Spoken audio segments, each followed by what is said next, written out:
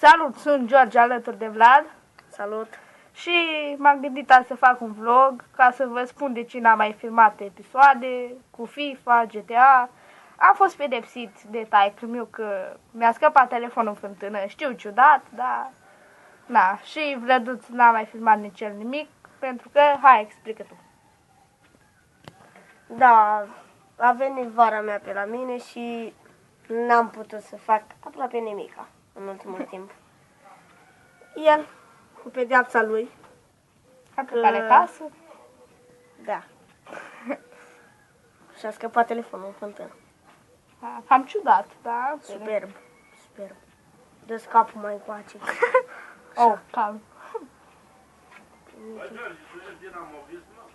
Sterist. Pentru că n-am mai filmat niciun episod, nici eu, nici Vlad, o să ne revanșăm cu mai multe episoade pe zi și chiar mai lungi. Cum era? Așa. O să ne începem cu episoadele, chiar 2 episoade pe zi, 3, Mai lungi. mai lungi, când o să plece verișoara lui Vlad și pedeapsa mea Se va încheia. Da, se va încheia. Și cam atât pentru acest episod.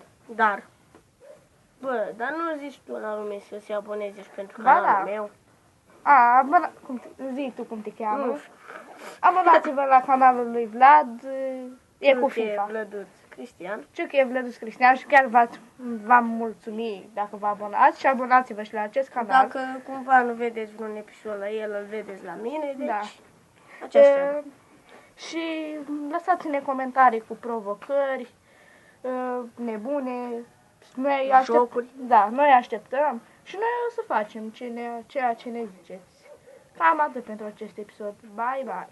Bye.